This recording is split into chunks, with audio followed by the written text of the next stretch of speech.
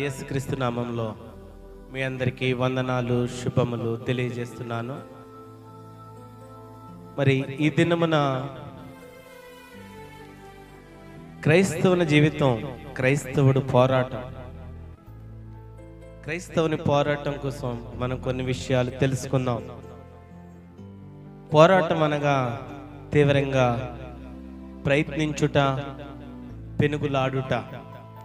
క్రీస్తునందున్న విశ్వాసికి ఈ లోకంలో అనేక పోరాటాలు ఉన్నాయని, వాటిలో మంచి సైనికుల వలె పోరాడాలని వాక్యం సెలవిస్తుంది. ఈ లోకంలో ఉన్న ప్రజలతో మనం పోరాడాలా, సాతానుతో పోరాడాలా?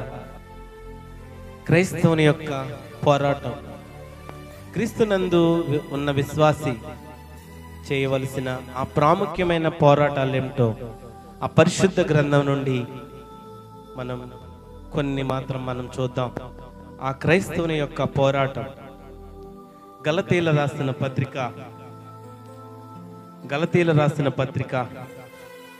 5వ అధ్యాయము, గలతీల రాసిన పత్రిక 5వ అధ్యాయము 17వ వచనం. శరీరము ఆత్మకును, ఆత్మ శరీరమునకు విరోధముగా అపేక్షించును. ఇది ఒకదానికొకటి వ్యతిరేకముగా ఉన్నవి గనుక మీరేవి చేయనిచ్చేంతురో వాటిని చేయకుందరు. ఆధ్యాత్మిక పోరాటంలో,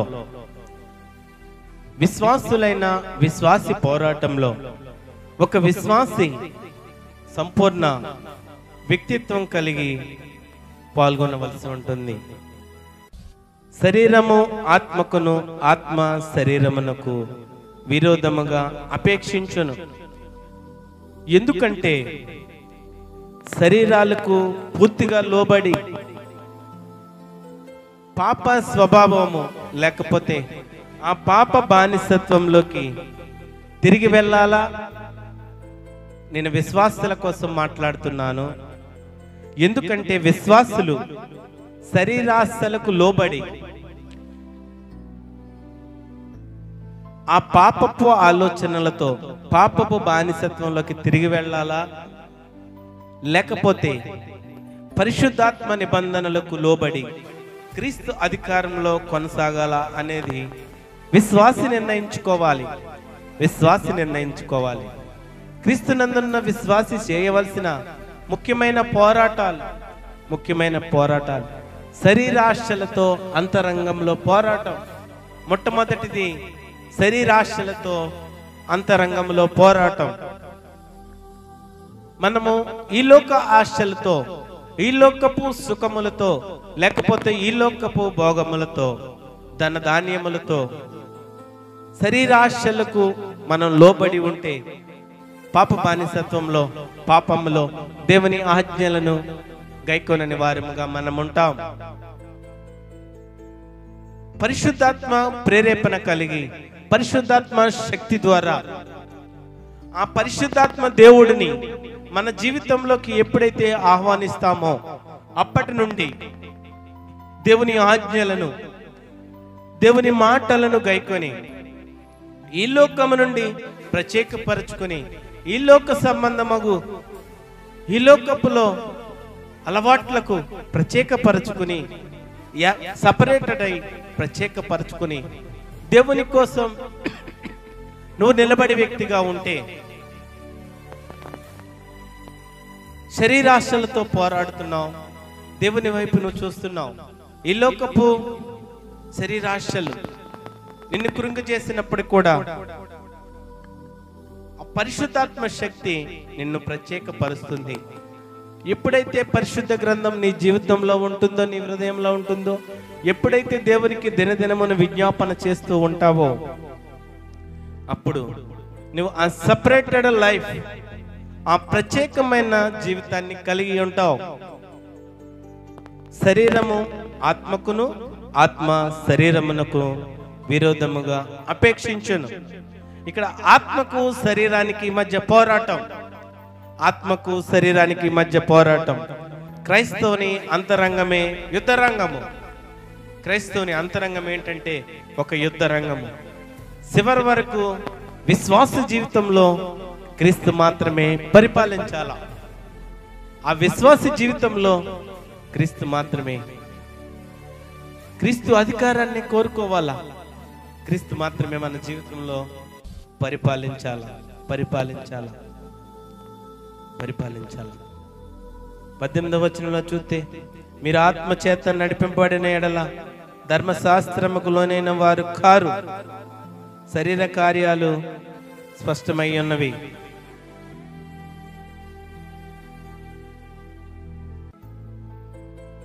మరి 18వ వచనంలో మీరు ఆత్మ చేత నడిపింపబడిన ఎడల ధర్మశాస్త్రముకు లోనైన వారు కారు. మరి శరీర కార్యాలు, ఇక్కడ శరీర కార్యాలు, శరీరాన్ని అనుసరించే జీవించేవారు. గలతీయులకు రాసిన పత్రిక 5వ అధ్యాయం 18వ వచనంలో, మీరు ఆత్మచేత నడిపింపబడని ఎడల, ఆత్మచేత నడిపింపబడని ఎడల,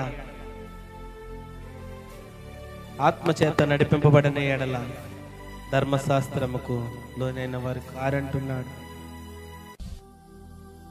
ఆత్మచేత నడిపింపబడాల, లేకపోతే మనము ఆ దేవుని ఎరిగిన వారం కాదు, ఆ దేవుని చూచిన వారం కాదు. ఈ వాక్యంలో మనం చూస్తే శరీరానుసారులు, ఆత్మానుసారులు అని 2 విధాలుగా పౌలు భక్తుడు 2 తెగల ప్రజలను గురించి మాట్లాడుతున్నాడు. పౌలు భక్తుడు 2 తెగల ప్రజల గురించి మాట్లాడుతున్నాడు. రోమీయులకు రాసిన పత్రిక 8వ అధ్యాయం. Thank you Jesus. రోమీయులకు రాసిన పత్రిక 8వ అధ్యాయం 5 నుంచి 14వ వచనం వరకు మనం చూస్తే, శరీరానుసారులు శరీర విషయముల మీద మనసునంతురు, ఆత్మానుసారులు ఆత్మ విషయముల మీద మనసునంతురు. శరీరానుసారమైన మనస్సు మరణం, ఆత్మానుసారమైన మనస్సు జీవమును సమాధానమునై ఉన్నది. మరి ఆ పౌలు భక్తుడు 2 తెగల ప్రజలను, 2 గుంపుల ప్రజల గురించి మాట్లాడుతున్నాడు. 1 శరీరానుసారులు, 2 ఆత్మానుసారులు. శరీరానుసారులు ఏంటంటే శరీర విషయముల మీద మనస్సు ఉంచుతారంటున్నాడు.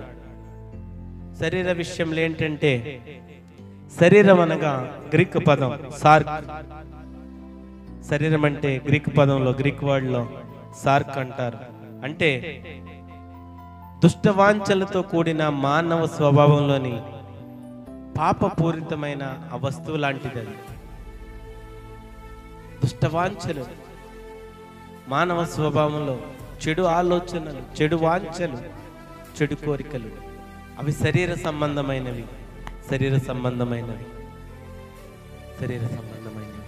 ఒక విశ్వాసి మారు మనసు పొందిన తర్వాత అతనిలో అది నిలిచి ఉంటే అది ఒక ప్రమాదకరమైన శత్రువుగా ఉంటుంది. ఎప్పుడైతే విశ్వాసి మారు మనసు పొందిన తర్వాత ఇంకా కూడా ఆ శరీరానుసారమైన ఆలోచనలు, ఆ శరీరానుసారమైన కోరికలు ఉన్నాయంటే మరి అది ఒక ప్రమాదకరమైన శత్రువుగా ఉంటుంది. రోమీయులకు రాసిన పత్రిక 8వ అధ్యాయము 6వ వచనంలో మనం చూస్తే, ఆత్మానుసారమైన మనస్సు జీవమును సమాధానమునై ఉన్నది, కాగా ఎలయనగా శరీరానుసారమైన మనస్సు దేవునికి విరోధమై ఉన్నది.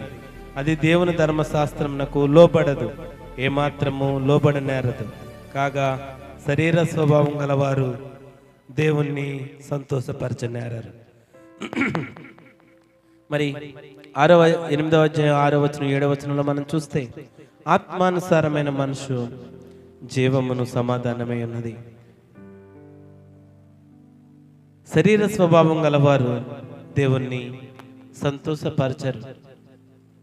శరీరం కోరికలు, శరీరానుసారులు ఆ దేవుణ్ణి సంతోషపరచనేరారు, సంతోషపెట్టలేరు. 13వ వచనంలో చూస్తే, మీరు శరీరానుసారముగా ప్రవర్తించిన ఎడల సావవలసిన వారే యుందురు గాని ఆత్మచేత శారీర క్రియలను చంపిన ఎడల జీవించెదరు. శరీరానుసారంగా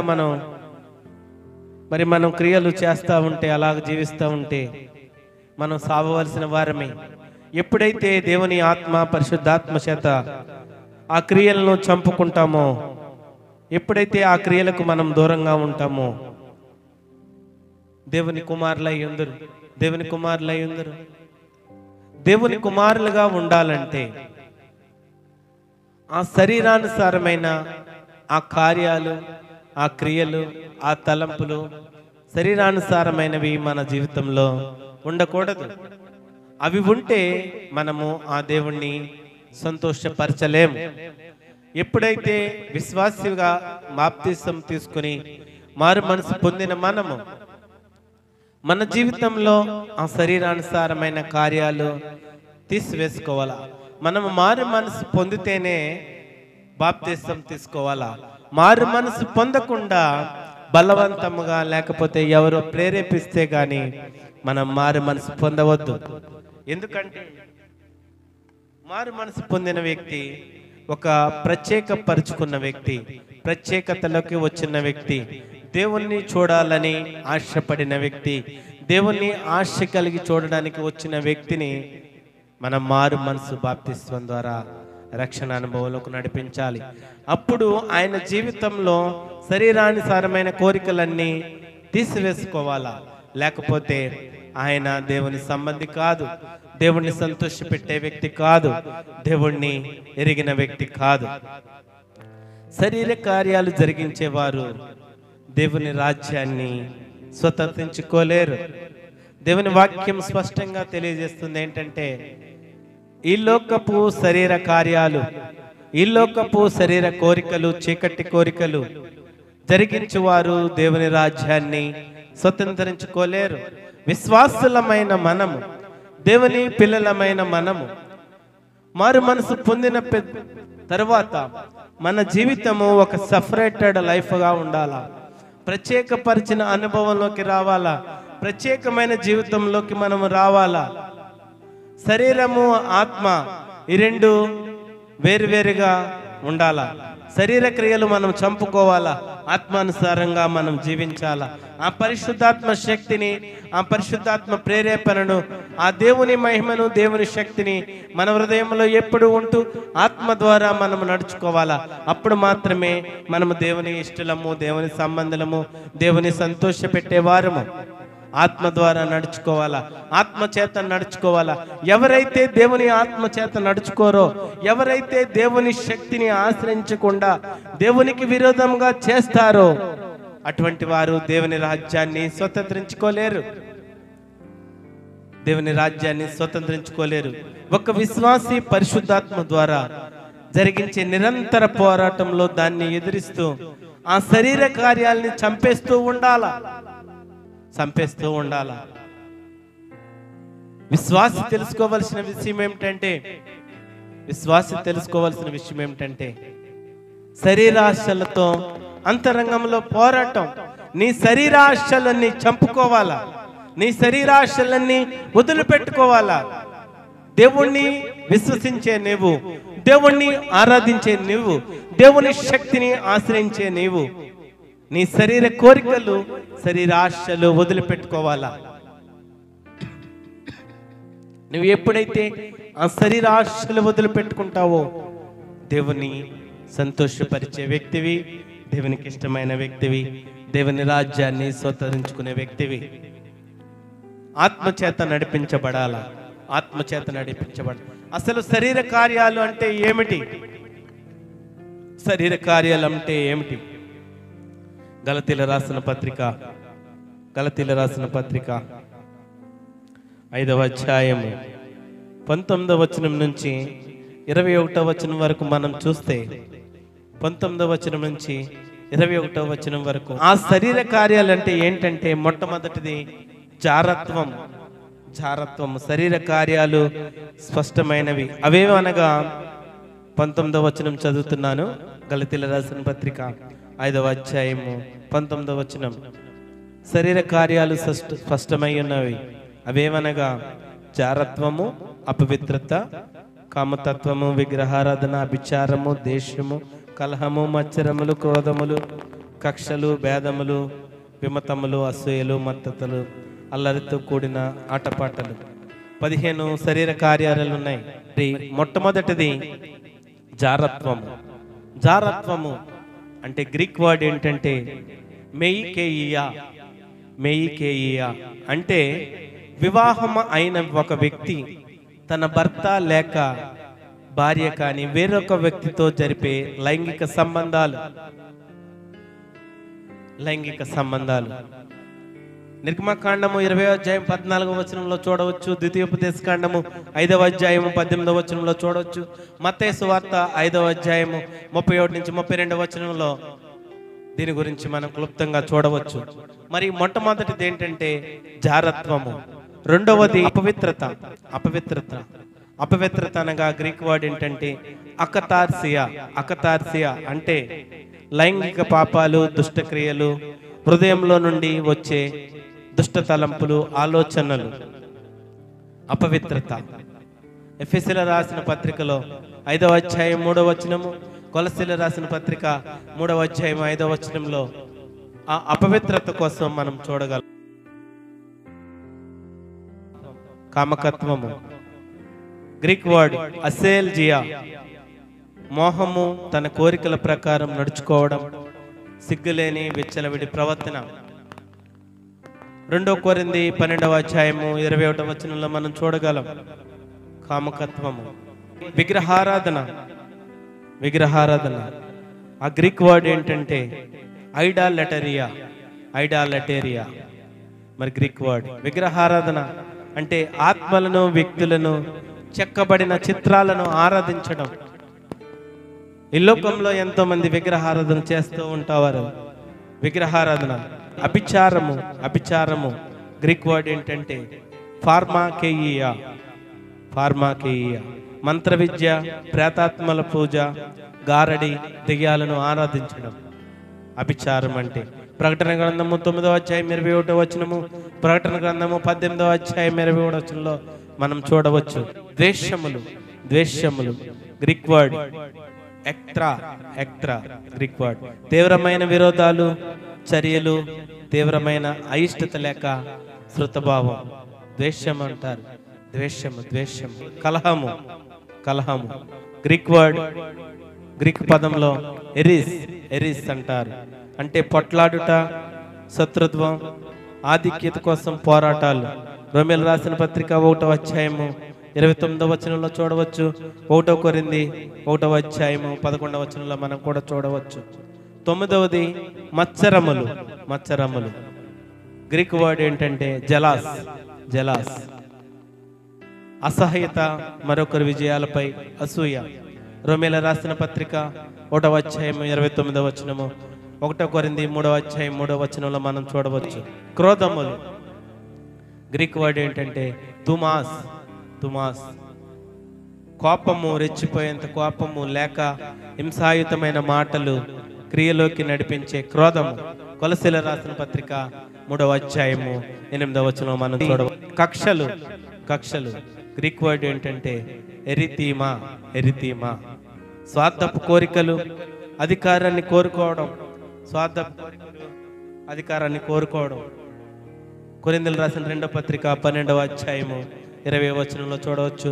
ఫిలిప్పీయులకు రాసిన పత్రిక 1వ అధ్యాయము 16 నుంచి 17వ వచనంలో మనం చూడవచ్చు. ఇది భేదములు.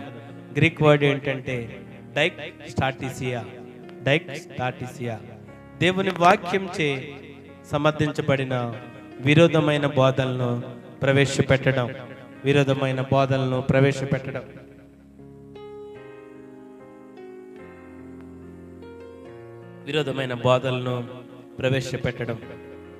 రోమీయులకు రాసిన పత్రిక 16వ అధ్యాయం 17వ వచనంలో చూడవచ్చు. విమతములు గ్రీక్ వర్డ్ ఏంటంటే, గ్రీక్ పదం హెయిరేసిస్. సమాజంలో వివిధ స్వార్థ గుంపులు ముఠాలుగా విడిపోయి సంఘమైక్యతను విచ్ఛిన్నం చేయడం విమతములు అంటే, విచ్ఛిన్నం చేయడం. 1 కొరింథీ 11వ అధ్యాయం 19వ వచనంలో చూడవచ్చు.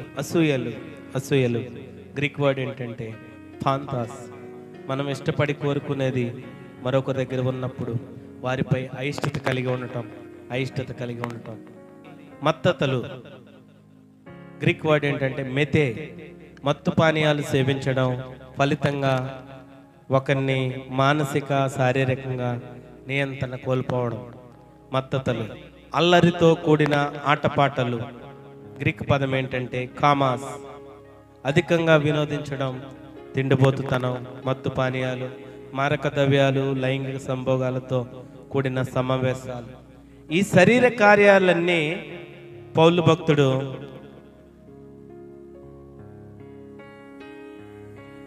విశ్వాసులకు బహు కఠినంగా చెబుతున్నాడు. మీకు చెప్పిన ఈ శరీర కార్యాలన్నీ కూడా పౌలు భక్తుడు ఏం చెప్తున్నాడంటే, విశ్వాసి కోసం ఇవి విశ్వాసికి ఒక బహు కఠినంగా చెప్తున్నాడు. క్రైస్తవులనబడే ఎవరైనా ఇలాంటి కార్యకలాపాల్లో పాల్గొంటే వారు దేవుని రాజ్యానికి బయట ఉన్నవారే.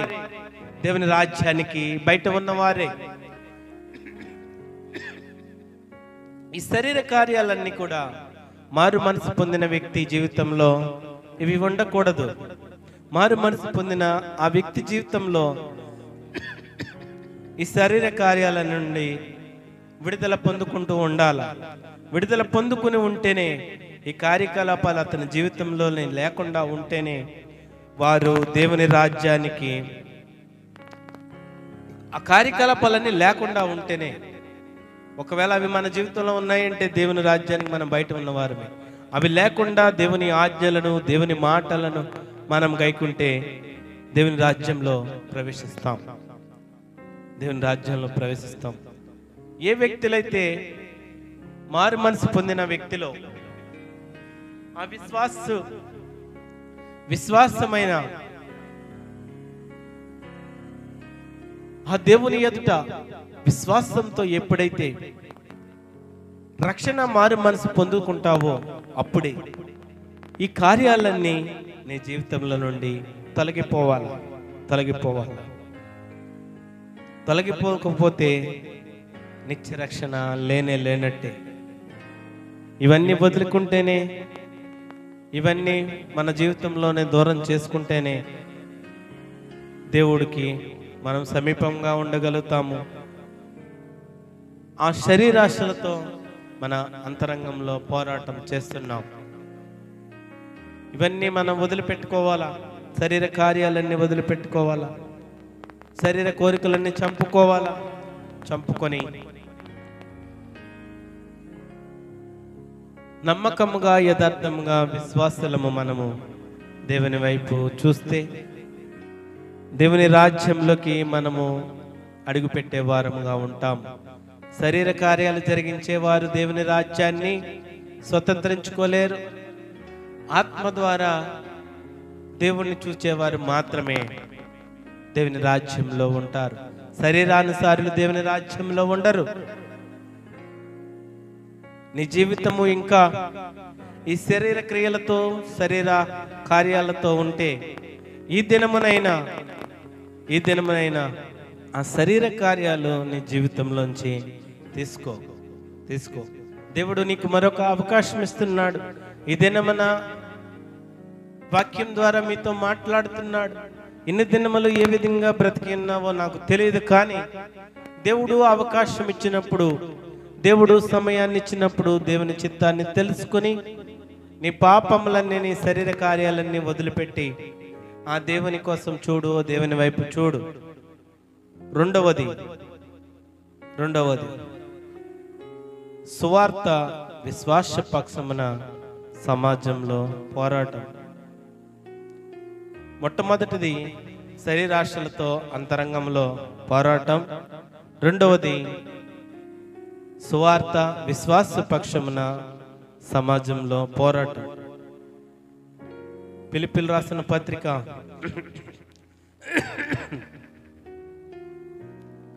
1వ అధ్యాయము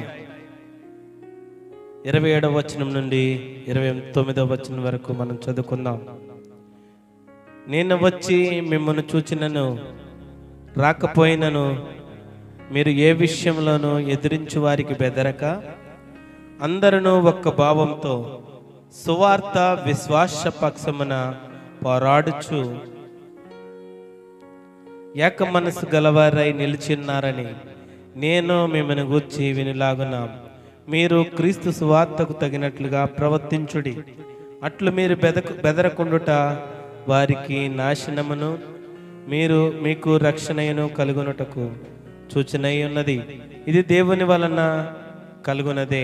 ఎలయనగా మీరు నా యందు చూచినట్టు నా యందున్నదని మీరిప్పుడు వినుచున్నట్టు పోరాటము మీకును కలిగి ఉన్నందున క్రీస్తునందు విశ్వాసముంచుట మాత్రమే గాక ఆయన పక్షమున శ్రమపడుటయే ఆయన పక్షమున మీకు అనుగ్రహింపబడును. మనం ఈ వాక్యంలో చూస్తే సువార్త విశ్వాస పక్షమున పోరాడుచు ఏక మనసు గలవారై నిలిచి ఉన్నారని. విశ్వాసులమైన మనము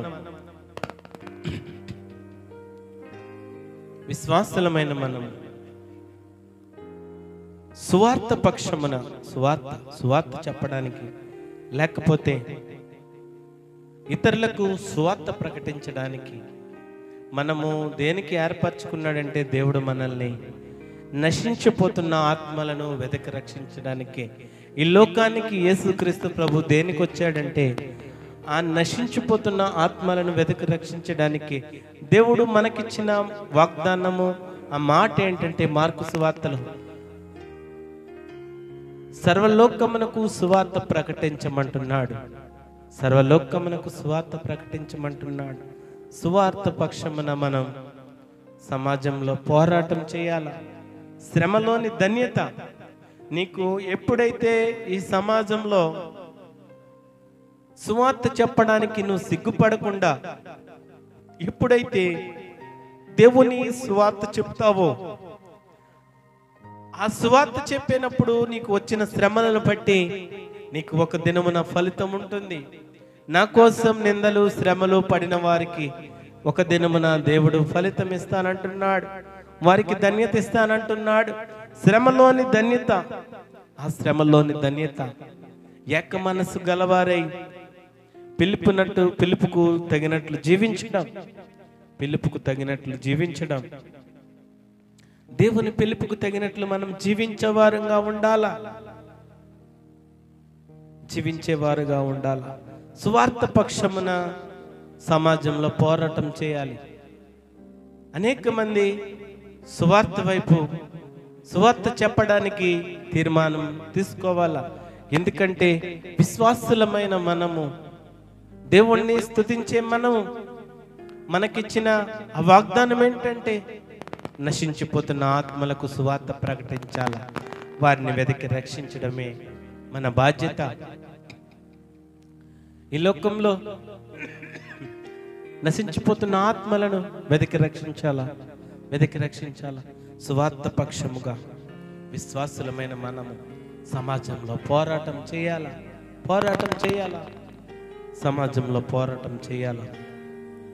ఎఫెసీయులకు రాసిన పత్రిక 4వ అధ్యాయము 1 నుంచి 3వ వచనంలో చూస్తే, కాబట్టి మీరు సమాధానమును బంధము చేత ఆత్మ కలిగించు ఐక్యమును కాపాడుకుంటే యందు శ్రద్ధ కలిగిన వారై ప్రేమతో ఒకరినొకడు సహించుచు మీరు పిలువబడిన పిలుపుకు తగినట్లుగా దీర్ఘ శాంతంతో కూడిన సంపూర్ణ వినయంతో సాత్వికంతోనూ నడుచుకొనవలనని బతిమాలుకొంచుంటున్నాడు. శరీరం ఒక్కటే, ఆత్మయు ఒక్కడే. ఆ ప్రకారమే మీ పిలుపు విషయమై ఒక్కటే నిరీక్షణ యుండుటకు పిలువబడితిరి. ప్రభువు ఒక్కడే, విశ్వాసం ఒక్కటే, బాప్తిసం ఒక్కటే, అందరికీ తండ్రి అయిన దేవుడు ఒక్కడే.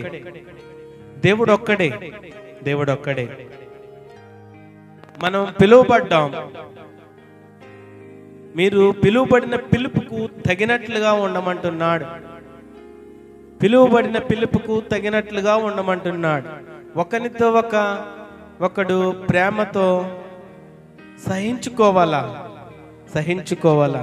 సంపూర్ణ వినయముతో, దీర్ఘశాంతంతో, సాత్వికంతో నడుచుకోవాలా. ఐక్యముగా ఉండి మీ పిలుపేంటో మీరు తెలుసుకుని మీరు పిలువబడిన పిలుపుకు తగినట్లుగా జీవించాలా. అనేక మందికి దేవుని పిలుపు ఉంటుంది. కొంతమందికి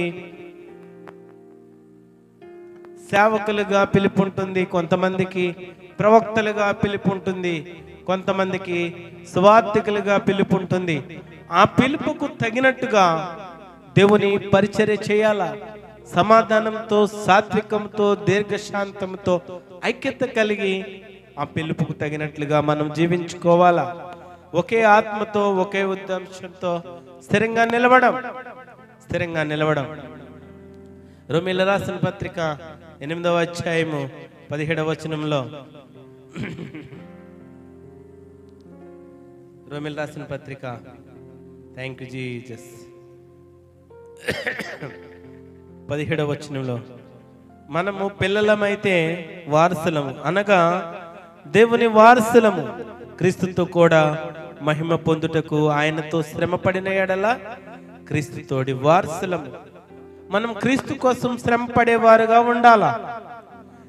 మనము క్రీస్తు ఇచ్చే మహిమను పొందడానికి ఆయన కోసం ఆయనతో శ్రమ పడితే ఆయన తోటి వారసులముగా మనం జీవిస్తాం. నీ పిలుపును తెలుసుకొని, నీ విశ్వాసాన్ని బట్టి, నీ మారు మనసును బట్టి, నీ రక్షణను బట్టి, నీ పిలుపును తెలుసుకుని సువార్త పక్షముగా విశ్వాసులు సమాజంలో పోరాటం చేయాలా. సమాజంలో ఉన్న ప్రజలందరికీ సువార్తను ప్రకటించే వ్యక్తిగా ఉండాలా. మరి ఆయన పిల్లలుగా ఉన్న మనము, ఆయన వారసులుగా ఉన్న మనము ఆయనతో పాటు సువార్త ప్రకటించడానికి అనేక మందికి సువార్త ప్రకటించాడు యేసుక్రీస్తు ప్రభు. అనేక మందిని నశించిపోతున్న ఆత్మలను వెతికి రక్షించాడు. ఈ దినమున ఆ బాధ్యత విశ్వాసులమైన మనకి, సేవకులకి, సువార్థికులకు, ప్రసంగికులకు, ప్రవక్తలకు ఆ నశించిపోతున్న ఆత్మలను వెతికి రక్షించాలనే ఒక బాధ్యత మనకిచ్చాడు దేవుడు. ఆయన కోసం శ్రమ పడేవారంగా ఉండాలా. ఆయన కోసం మనం ఆయన పక్షముగా పోరాడి సమాజంలో సువార్త చెప్పేవారంగా ఉండాలా. పౌలు భక్తుల కోసం మనం ఆలోచన చేస్తే, పౌలు భక్తుడు ఏమంటాడంటే, ఫిలిప్పీయుల రాసిన పత్రిక 1వ అధ్యాయము 21వ వచనంలో చూస్తే, అపోస్తులైన పౌలు భక్తుడు 1వ అధ్యాయము 21వ వచనంలో, నా మట్టుకైతే బ్రతుకుట క్రీస్తే, చావైతే లాభము అంటున్నాడు. మరి ఆ పౌలు భక్తుని తీర్మానం ఏంటంటే, ఆ యేసుక్రీస్తు కొరకు నేను బ్రతికి ఉంటే ఆ క్రీస్తు కొరకు బ్రతికి ఉండాలా. నేను బ్రతికితే సువార్తను ప్రకటించే వ్యక్తిగా ఉండాలా. నేను బ్రతికంతా, నా బ్రతుకు దినములన్నీ కూడా ఆ ప్రభువు వైపు అనేక మందిని నడిపించే వ్యక్తిగా నేను ఉండాలని పౌలు భక్తుడు తీర్మానం చేసుకున్నాడు. నా మట్టుకైతే బ్రతుకుట క్రీస్తే, చావైతే లాభం అంటున్నాడు. ఈ దినమున విశ్వాసులమైన మనము ఒక తీర్మానం కలిగి ఉండాలా. దేవుడు ఇచ్చిన బాధ్యతను, ఆజ్ఞలను దినదినము నెరవేరుస్తూ, దేవుని మాటకు లోబడుతూ, దేవుని శక్తిని ఆశ్రయించి ఆత్మ ద్వారా నడిపించబడిన వారము మనం.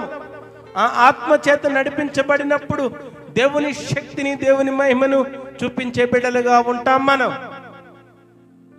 దేవుని మహిమ, దేవుని శక్తి, ఇతరులకు ఆ దేవుని ప్రేమను చూపించే బిడ్డలుగా మనం ఉంటాం.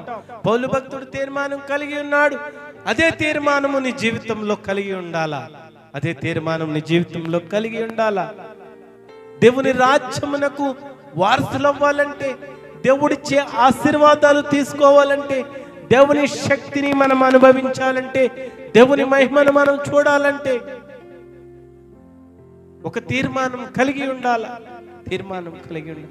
పిలుచుకున్నాడు మనల్ని, మన పిలుపుకు తగినట్లుగా మనం జీవించాలా. బ్రతుకుట క్రీస్తే, చావైతే లాభము అంటున్నాడు పౌలు భక్తుడు. కలిగిన తీర్మానం ఈ దినములో విశ్వాసులమైన మనము దేవుని శక్తి కొరకు, దేవుని మహిమ కొరకు, ఆ మహిమను ఇతరులకు ప్రకటించడానికి సువార్త పక్షముగా విశ్వాసులమైన మనము సమాజంలో పోరాడాల. దశలేనులకు రాసిన మొదటి పత్రిక 2వ అధ్యాయము 12వ వచనంలో మనం చూద్దాం. తన రాజ్యమునకు మహిమకును మిమ్మల్ని పిలుచుచున్న దేవునికి తగినట్టుగా మీరు నడుచుకోవాలనని మేము మీలో ప్రతివాన్ని హెచ్చరించుచు, ధైర్యపరచుచు, సాక్ష్యమిచ్చుచు తన తండ్రి తన బిడ్డల ఎడల నడుచుకున్న రీతిగా మీలో ప్రతివాని ఎడల మేము నడుచుకుంటామని మీకు తెలియదు. తన రాజ్య మహిమ కోసం మనల్ని పిలుచుకున్నాడు. దేవునికి తగినట్టుగా మనం నడుచుకోవాలని చెబుతున్నాడు. ప్రతివాన్ని హెచ్చరిస్తున్నాడు, ధైర్యం ఇస్తున్నాడు, బలపరుస్తున్నాడు.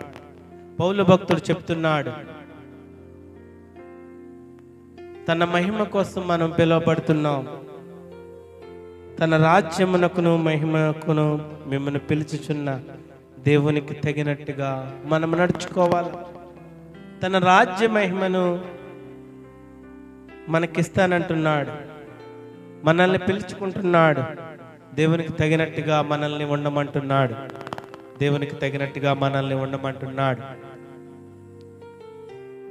విశ్వాసులమైన మనము తెలుసుకోవాల్సిన విషయాలు, ఆ సత్యమైన విషయాలు దశలోనికీయులకు రాసిన 2వ పత్రిక 1వ అధ్యాయము 5వ వచనంలో చూద్దాం.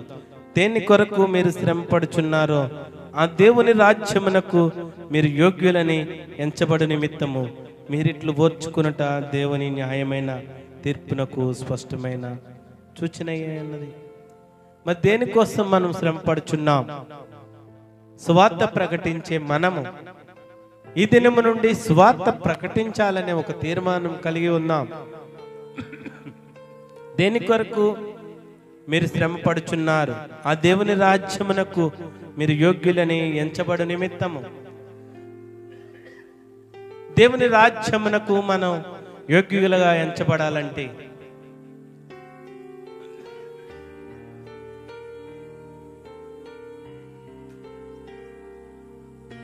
దేవుని రాజ్యమునకు మనం యోగ్యులుగా ఎంచబడాలంటే ఆయన నిమిత్తము శ్రమపడి ఆయన సువార్తను ప్రకటిస్తూ ఆయనకు నమ్మకముగా, యథార్థముగా, ఇష్టలుగా జీవిస్తూ ఆయన శక్తిని, ఆయన మహిమను, ఆయన పిలుపును తగినట్లుగా నడుచుకున్నప్పుడు మాత్రమే శరీర కార్యాలు, శరీరాశలు వదిలిపెట్టుకున్నప్పుడు మాత్రమే ఆ దేవుని రాజ్యానికి నీతిమంతులుగా, యోగ్యులుగా మనం ఎంచబడతాం.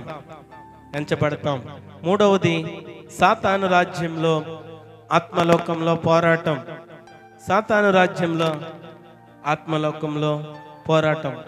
ఈ లోకంలో మనం చూస్తే ఇదంతా సాతాను ఏలుతున్న రాజ్యం. సాతాను కుతంత్రాలతో, కుట్రలతో, అసూయలతో, ఈ లోక ఆశలతో, ఈ లోక భోగములతో విశ్వాసులను దెబ్బతీస్తున్నాడు. విశ్వాసులను ఇబ్బంది పెడుతూ శ్రమలు కూడా నడిపిస్తున్నాడు. అదేవిధంగా అన్యులను కూడా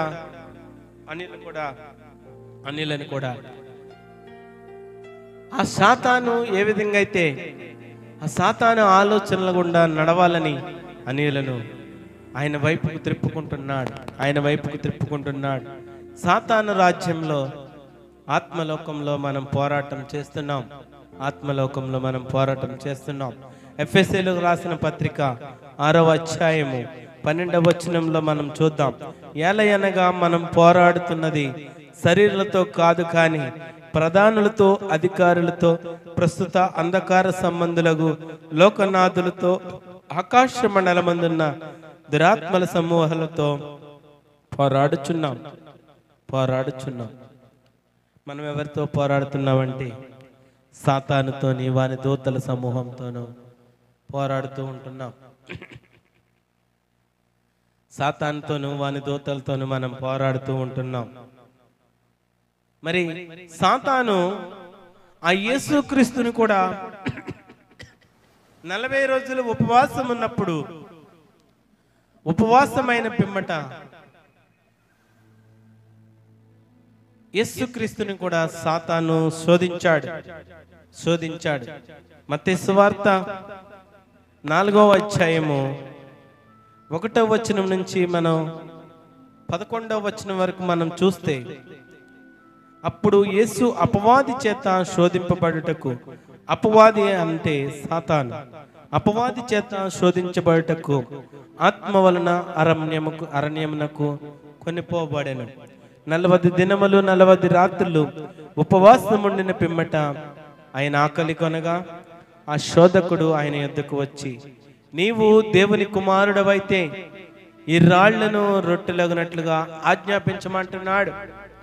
ఆ సాతాను దేవుణ్ణి కూడా శోధిస్తుంది, ఆ యేసుక్రీస్తును శోధిస్తున్నాడు. ఆకలితో ఉన్నప్పుడు ఈ రాళ్లను రొట్టెలగినట్లు ఆజ్ఞాపించమన్నాడు. అందుకైన మనుష్యుడు రొట్టె వలన మాత్రము కాదు, కానీ దేవుని నోట నుండి వచ్చు ప్రతి మాట వలన జీవించును అని వ్రాయబడి ఉన్నదని. అంతటా అపవాది మళ్ళా సాతాను అంటున్నాడు, పరిశుద్ధ పట్టణమునకు తీసుకొని పోయి దేవాలయ శిఖరమున ఆయన నిలవబెట్టి, నీవు దేవుని కుమారుడు అయితే పైనుంచి కిందకు దూకేమంటున్నాడు. సాతాను యేసుక్రీస్తు ప్రభుని శోధన పెడుతుంది. నువ్వు దేవుని కుమారుడు అయితే పైనుంచి కిందకు దూకేమంటున్నాడు. ఆయన నిన్ను గుర్చి తన దూతలకు ఆజ్ఞాపించును, నీ పాదం ఎప్పుడైనను రాతికి తగలకుండా వారు నిన్ను చేతులతో ఎత్తుకుందరని వాయబడుచున్నదని ఆయనతో చెప్పింది. అందుకేసి ఏం చెప్తున్నాడంటే, ప్రభువైన నీ దేవుణ్ణి నీవు శోధింపవలదని మరి ఒక చోట వ్రాయబడి ఉన్నదని వారితో చెప్పాను. మరలా అపవాది మిగులు ఎత్తైన ఒక కొండ మీదకి ఆయన తోడుకుని పోయి ఈ లోక రాజ్యములన్నిటినీ వాటి మహిమను ఆయనకు చూపి, నీవు సాగిలపడి నాకు నమస్కారం చేసిన ఎడల వీటన్నిటినీ నీకు ఇచ్చేదనని ఆయనతో చెప్పాడు. సాతాను కోరికలు ఏ విధంగా ఉన్నాయి చూడండి, సాతాను ఆలోచనలు ఏ విధంగా ఉన్నాయి చూడండి. ఆ యేసుక్రీస్తు దేవుడిని రకరకాలుగా ఇబ్బంది పెట్టాలని సాతాను ఆలోచన చేశాడు. సాతాను వక్ర మార్గాల గుండా నడిపించాలని ఆ దేవుడిని సాతానుకు నమస్కారం చేయమని చెప్పాడు. కానీ ప్రభు అయిన యేసుక్రీస్తు ఏం చెప్తున్నాడంటే, యేసు వానితో, సాతానా పొమ్ము, ప్రభువైన నీ దేవునికి మొక్కి ఆయనను మాత్రము సేవింపవలనని వ్రాయబడి ఉన్నదని. అంతటా అపవాది ఆయన విడిచిపోగా ఇదిగో దేవదూతలు వచ్చి ఆయనకి పరిచర్య చేశారు. యేసుక్రీస్తు ప్రభువునే సాతాను ఎన్నో రకమైన సమస్యలు గుండా, ఇబ్బందులు గుండా ప్రవేశపెట్టాలని ఆలోచన చేసింది. కానీ సర్వశక్తిమంతుడు ఆ యేసుక్రీస్తు ముందు సాతాను ఎంతటి వాడు. దేవుని మాటలు ఏం చెప్తున్నాయంటే, ప్రభువైన నీ దేవునికి మొక్కి ఇక్కడి నుంచి వెళ్ళిపో, ఆయన సేవించమని చెప్తున్నాడు. దేవుని శక్తి ఆ విధంగా ఉంటుంది. ఈ లోకంలో విశ్వాసులమైన మనము ఆ సాతాను పెట్టే ఆ కుయుక్తుల వలన, ఆలోచనల వలన పడిపోతున్నామేమో. యేసుక్రీస్తు సాతాను కుయుక్తులకు, ఆలోచనలకు లోపడలేదు, పడిపోలేదు. ఆత్మ ద్వారా నడిపించే వ్యక్తివి, ఆత్మ ద్వారా దేవుని శక్తి ద్వారా నడిపించే వ్యక్తివి. ఆ కుయుక్తులను, సాతాను కుతంత్రాలను తెలుసుకుంటావు. ఈ అంధకార సంబంధ శక్తులంటే లోకంలోని దురాత్మ శక్తులు. దురాత్మ శక్తులు ఏంటంటే యోహాను సువార్త 12వ అధ్యాయం 31వ వచనంలో చూడొచ్చు, 14వ అధ్యాయం 30వ వచనంలో, 16వ వచనం 11వ వచనంలో మనం చూడవచ్చు, కొరింథీయులకు రాసిన 2వ పత్రిక 4వ అధ్యాయం 4వ వచనంలో చూడవచ్చు, మొదటి యోహాను పత్రిక 5వ అధ్యాయం 19వ వచనంలో చూడవచ్చు. వీళ్ళంతా ఏంటంటే దుష్టుల్ని బలపరిచేవారు, దుష్టులను బలపరిచి దేవుని చిత్తాన్ని వ్యతిరేకించేవారు. సాతాను క్రియలన్నీ ఏంటంటే, సాతాను కోరుకునేది ఏంటంటే ఒక సామ్రాజ్యాన్ని ఏర్పరచుకుని దేవుని చిత్తాన్ని వ్యతిరేకించాలా, దేవునికి విశ్వాసాలను దూరపరచాలా, దేవుని దగ్గరికి ఎవరిని వెళ్ళనివ్వకూడదని సాతాను ఆలోచనలు. అందుకే సాతాను సామ్రాజ్యాన్ని ఎక్కువగా ఆక్రమించుకోవాలని ఉంటుంది. ప్రభు అయిన క్రీస్తు ఏం చెప్తున్నాడంటే, సువార్తను ప్రకటించండి. వారు చెడు మార్గాల్లో తిరుగుతున్నారు, చెడు సంబంధమైన క్రియలు చేస్తున్నారు, నరకానికి పాత్రలుగా ఉంటున్నారు. అందుకే సువార్తను ప్రకటించండి, నశించిపోయేదాన్ని వెతికి రక్షించండి, పాతాళంలోకి పోతున్న ఆ ప్రజలను విడిపించండి, బంధకాల నుంచి విడిపించండి అని వారి కోసం విజ్ఞాపన చేయమంటున్నాడు. వారి కొరకు దేవుని ప్రేమ చూపించమంటున్నాడు, పరిచర్య చేయమంటున్నాడు. ఈ దినమున విశ్వాసులమైన మనము ఆ సాతాను రాజ్యాన్ని మనము తెలుసుకొని, ఆ సాతాను ఆలోచనలు మనం తెలుసుకొని ఆత్మ ద్వారా దేవునిలో ఉండాలి. ఆ దేవుని శక్తి ద్వారా, దేవుని ఆత్మ ద్వారా మనం నడిపింపబడాలా. దేవుని చిత్తాన్ని వ్యతిరేకిస్తున్నారు. సాతాను ఆ క్రియలన్నీ కూడా మనం యేసు నామములో ఆ క్రియలన్నీ దేవునికి అప్పగించి సాతాను ఆ వేళ్లతో మనం ప్రకటించగలగాల, ఆ వేళ్లతో తీసివేయగలగాల సాతాను రాజ్యాన్ని. ప్రస్తుత విశ్వాసులపై అనేక మంది దాడి చేస్తూ ఉంటున్నారు, సంఘాలపైన దాడి చేస్తూ ఉంటున్నారు. అయినప్పటికీ ఎప్పుడు బెదరపోవద్దు, ధైర్యంగా ఉండు. దేవుడు నీకు సహాయం చేసే దేవుడు నీకు తోడుగా ఉండే దేవుడే నీకు కాపుదలిచ్చే దేవుడే నీకు సహాయం చేసే దేవుడు. 4వదిగా దేవుని రాజ్యంలో ఉండుటకు ఇరుకు మార్గంలో పోరాటం. లూకా సువార్త 13వ అధ్యాయము 24వ వచనం. ఇరుకు మార్గంలో పోరాటం దేవుని రాజ్యంలో ఉండడానికి. లూకా సువార్త 13వ అధ్యాయము 24వ వచనం మనం చూద్దాం. ఆయన వారిని చూచి ఇరుకు ద్వారమును ప్రవేశింప పోరాడుడి. మరి ఇరుకు ద్వారమున ప్రవేశించడానికి పోరాడాలా. ఇరుకు మార్గమున దేవుని రాజ్యంలో ప్రవేశించడానికి పోరాడాలా. విశాలమైన మార్గము వెడల్పైనది, అది దేవుని మార్గము కాదు. ఇరుకు మార్గము ఏంటంటే అది దేవుని మార్గము. దేవుని రాజ్యంలోకి ప్రవేశించడానికి అది సులువైన మార్గము. అంత సులువు కాకపోయినప్పటికీ కూడా ఆ ఇరుకు మార్గమున దేవుని రాజ్యంలో మనం ప్రవేశింపగలగా. మత్తయి సువార్త 7వ అధ్యాయము 13వ వచనం నుంచి 14వ వచనం వరకు చూస్తే, ఇరుకు ద్వారమున ప్రవేశించుడి, నాశనమునకు పోవు ద్వారము వెడల్పును, ఆ దారి విశాలమై ఉన్నది, దాని ద్వారా ప్రవేశించువారు అనేకులు. జీవమునకు పోవు ద్వారము ఇరుకును, ఆ దారి సంకుచితమునై ఉన్నది, దాన్ని కనుగొని వారు కొందరే. మరి ఇరుకు ద్వారమును ప్రవేశించమంటున్నాడు.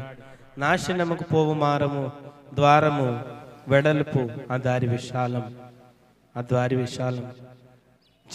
జీవమునకు పోవు ద్వారము ఇరుకుగా ఉంటుంది. అందరూ రాలేరు ఆ ద్వారమునకు, అందరూ చేరుకోలేరు. దేవుని రాజ్యంలోకి అందరూ చేరుకోలేరు. జీవానికి నడిపే మార్గంలో ఎక్కువ మంది ఆయన అనుసరిస్తారని ఎదురు చూడవద్దని క్రీస్తు బోధిస్తున్నాడు. జీవానికి నడిపే మార్గంలో ఎక్కువ మంది ఆయన అనుసరిస్తారని ఎదురు చూడవద్దని క్రీస్తు బోధిస్తున్నాడు. ఆ నిజమైన పశ్చాత్తాపం అనే మార్గంలో తక్కువ మంది మాత్రమే ప్రవేశిస్తారు. యేసును అనుసరించడానికి తమను తాము ఉపేక్షించుకుంటారు. ఆయన ఆజ్ఞలను విధేయులు కావాలని మనపూర్వకంగా ప్రయత్నం చేస్తూ ఉంటారు. ఆయన రాజ్యాన్ని, నీతిని మనసారా వెతుకుతూ ఉంటారు. చివరి వరకు నిజమైన విశ్వాసం, పవిత్రత, ప్రేమ, పట్టుదలతో నిలిచి ఉంటారు. మరి 7వ అధ్యాయం 13 నుంచి 14 వచనంలో మనం చూస్తే ఆ నిజమైన పశ్చాత్తాపం కలిగి ఉండాలా, యేసును అనుసరించే వ్యక్తులుగా ఉండాలా, ఆయన ఆజ్ఞలకు విధేయులు కావాలని పట్టుదల ఉండాలా, ఆయన రాజ్యాన్ని, నీతిని మనం వెతికేవారిగా ఉండాలి. చివరి వరకు నిజమైన విశ్వాసం, పవిత్రత, ప్రేమ, పట్టుదల కలిగి ఉండాల. మరి దేవుడు ఇరుకు మార్గాన్న ప్రవేశించమంటున్నాడు. మత్తయి సువార్త 5వ అధ్యాయం 3 నుంచి 12వ వచనంలో ఆ కొండ మీద ప్రసంగం ఆయన జనసమూహాలు చూసి కొండ ఎక్కి కూర్చుండగా ఆయన శిష్యులు ఆయన వద్దకు వచ్చిరి. అప్పుడు ఆయన నోరు తెరిచి ఇలాగ బోధింపసాగాను. అక్కడ 3 నుంచి 12 వచనం వరకు మనం చూస్తే ఆత్మ విషయమై దీనులైన వారు ధన్యులు, పరలోక రాజ్యము వారిది. దుఃఖపడు వారు ధన్యులు, వారు వాదార్చబడదురు. సాత్వికులు ధన్యులు, వారు భూలోకమును స్వతంత్రించుకుందరు. నీతి కొరకు ఆకలి దప్పులు గలవారు ధన్యులు, వారు తృప్తిపరచబడదురు. కనికరము గలవారు ధన్యులు, వారి కనికరం పొందుదురు. హృదయ శుద్ధి గలవారు ధన్యులు, వారు దేవుని చూచెదరు. సమాధానపరచు వారు ధన్యులు, వారు దేవుని కుమారులు అనబడదురు. నీతి నిమిత్తము హింసించబడవారు ధన్యులు, పరలోక రాజ్యం వారిది. నా నిమిత్తము జనులు మిమ్మల్ని నిందించి హింసించి మీ మీద అబద్ధము చెడ్డ మాటలెల్లా పలుకునప్పుడు మీరు ధన్యులు. సంతోషించి ఆనందించుడి, పరలోకమందు మీ ఫలము అధికమగును. ఇలాగన వారు మీకు పూర్వమందుండిన ప్రవక్తలను హింసించురి. మరి దేవుని రాజ్యానికి చెందిన మనమంతా నీతి కొరకు ఆకలి దప్పులు గలవారు ధన్యులు. నీతి కొరకు ఆకలి దప్పులు గలవారు ధన్యులు. 6వ వచనం. దైవభక్తి గల జీవితానికి నీతి కొరకు ఆకలి దప్పులు ఒక పునాదిగా ఉండాలా. నీతి కొరకు ఆకలి దప్పులు ఒక పునాదిగా ఉండాలా. నీతి కొరకు ఆకలి దప్పులు గలవారు ధన్యులు అంటున్నాడు. మరి ఉదాహరణగా మనం బైబిల్లో చూస్తే నీతి కొరకు ఆకలి కలిగి ఉన్న మోషేని మనం చూస్తే నిర్గమకాండము 33వ అధ్యాయము 13వ వచనం నుంచి 18వ వచనం వరకు మరి ఆ మోషే నీతి కొరకు ఆకలి కలిగి ఉన్నాడు.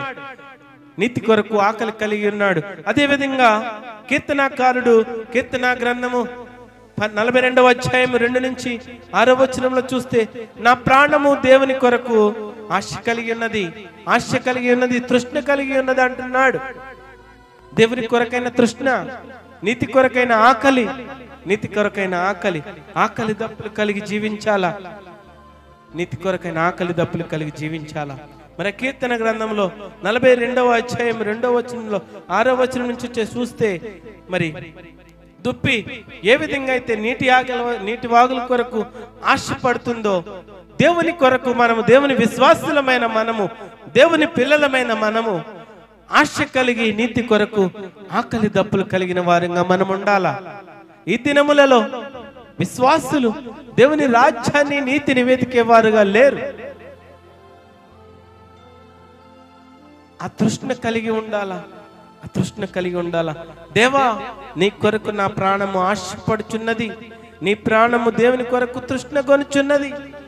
కీర్తనకారుడు మరి 42వ అధ్యాయంలో మరి ఏ విధంగా ఆశపడుతున్నాడు, తృష్ణ కొని ఉన్నాడు.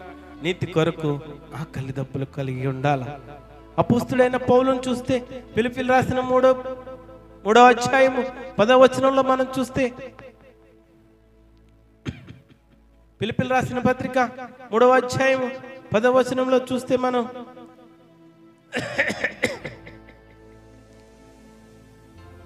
ఏ విధము చేత నేను మృతుల్లో నుండి నాకు పునరుద్ధానం కలగవలనని ఆయన మరణ విషయంలో సమానుభావం గలవాడై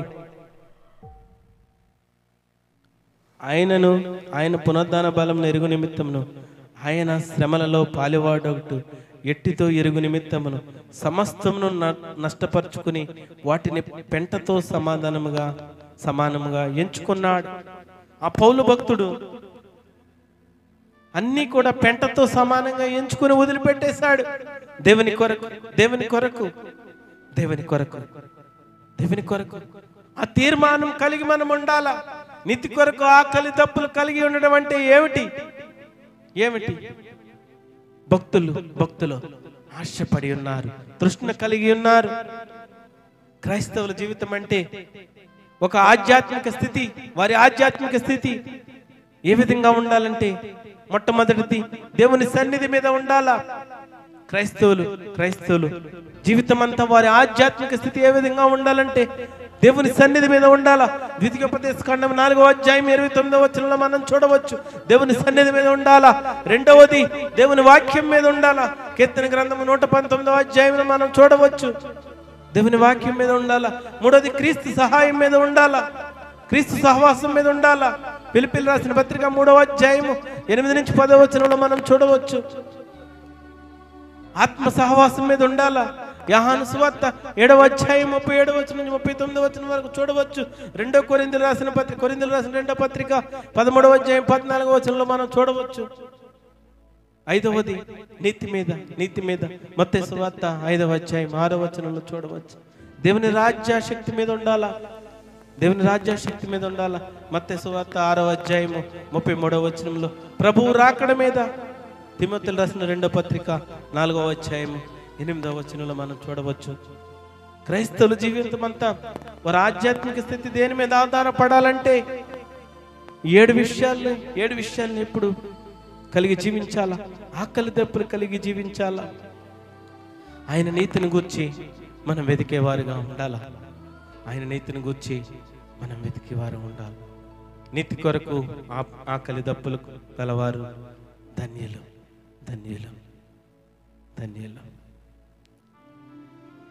నీతి కొరకు ఎవరైతే ఎడతెగని ఆకలి దప్పులు కలిగి ఉంటారో వారు మాత్రమే తృప్తిపరచబడతారు.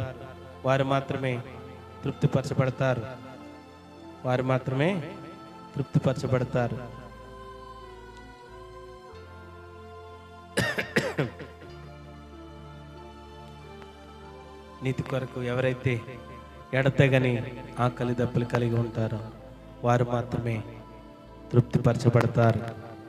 దేవుని రాజ్యంలో ఉండుటకు ఇరుకు మార్గంలోనే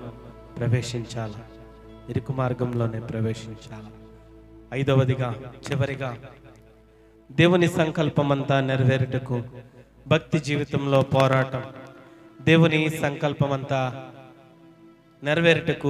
జీవితంలో పోరాటం. కొలస్సీయులకు రాసిన పత్రిక 1వ అధ్యాయము 28వ వచనం చూద్దాం. కొలస్సీయులకు రాసిన పత్రిక 1వ అధ్యాయము 28వ వచనం. ప్రతి మనుష్యుని క్రీస్తునందు సంపూర్ణునిగా చేసి ఆయన ఎదుట నిలబెట్టవలనని సమస్త విధములైన జ్ఞానముతో మేము ప్రతి మనుష్యునికి బుద్ధి చెప్పుచు ప్రతి మనుష్యునికి బోధించుచు ఆయనను ప్రకటించుచున్నాము. ఇక్కడ ప్రతి మనుష్యుణ్ణి క్రీస్తునందు సంపూర్ణముగా చేయాలి. సంపూర్ణముగా చేయడం అంటే పవిత్రీకరించుకోవడం, పరిశుద్ధించటం, పరిశుద్ధతలోకి రావడం. సంపూర్ణంగా ఉండడం అంటే ఒక విశ్వాసి పూర్తిగా పరిశుద్ధంగా జీవించటం, పరిపూర్ణంగా జీవించటం, పవిత్రతగా జీవించటం, పరిశుద్ధత కలిగి జీవించటం. ఆ పరిశుద్ధత అంటే ఏమిటంటే గ్రీకు పదంలో హెజియాస్మోన్. ఈ పదానికి అర్థం ఏంటంటే పవిత్రులైనట్లు చేయడం, ప్రతిష్ఠించడం, లేకపోతే లోకంలో నుండి వేరుపరచడం అనే అర్థాలు ఉన్నాయి. పరిశుద్ధులకు మనం జీవించగలిగితే సంపూర్ణముగా దేవుని చిత్తాన్ని మనం వెదికే వ్యక్తులుగా ఉంటాం.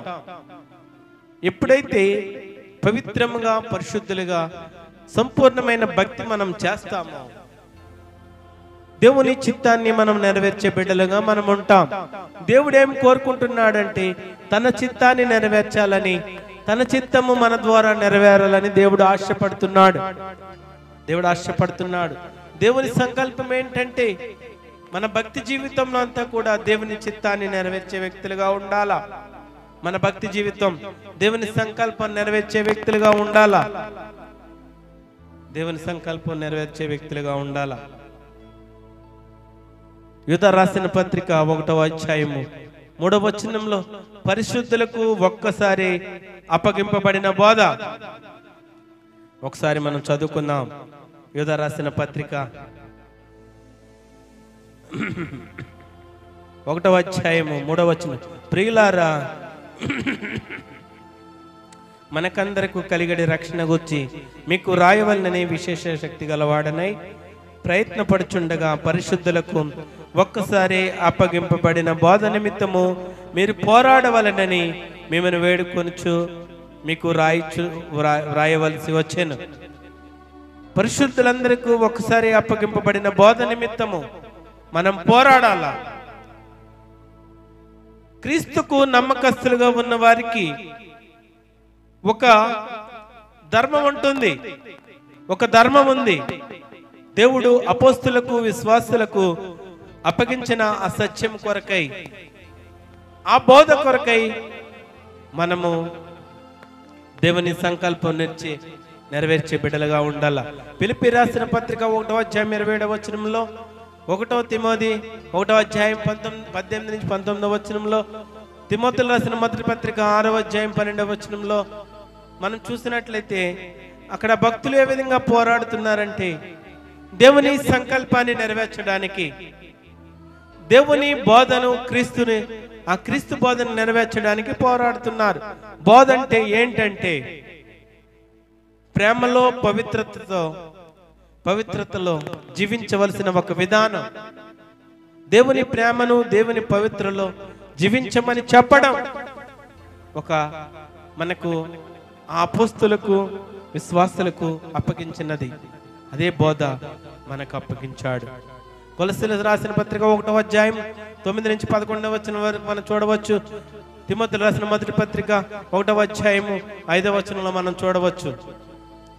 మరి ఆ యేసుక్రీస్తు బోధను ప్రేమతో పవిత్రంగా ఉండమని, పవిత్రతలో కొనసాగమని, దేవుని యందు విశ్వాసం కలిగి జీవించమని, మనము ఇతరులకు దేవుని సంకల్పాన్ని నెరవేర్చే బిడ్డలుగా మనం ఉండాలా. దేవుని చిత్తాన్ని నెరవేర్చే బిడ్డలుగా ఉండాలా.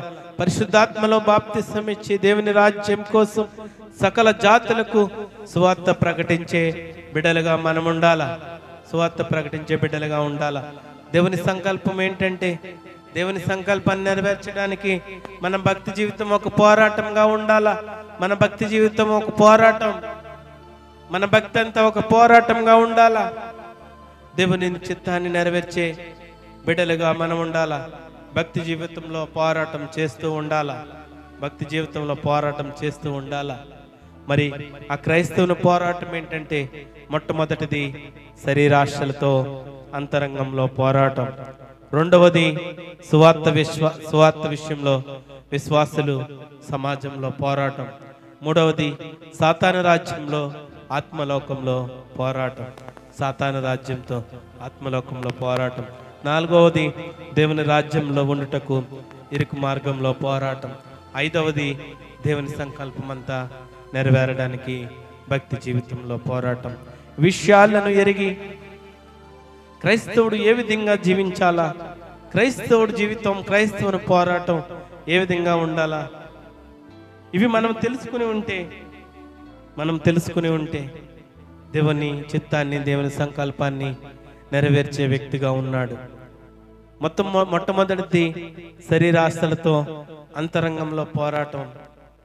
దాని గురించి దేవుని చిత్తమైతే రాబోయే దినముల్లో మీకు తెలియజేస్తాను. శరీరాశలతో అంతరంగంలో పోరాటం జయం పొందాలంటే మనం ఏం చేయాలో దేవుని చిత్తమైతే ఒక దినమున దేవుని చిత్తమైతే మరొకసారి తెలియజేస్తాను. దేవుడు ఈ కొద్ది వాక్యం దీవించును గాక. కొద్ది నిమిషాలు దేవునికి తీర్మానం చేసుకుందాం. దేవుడు శక్తి కలిగిన దేవుడు.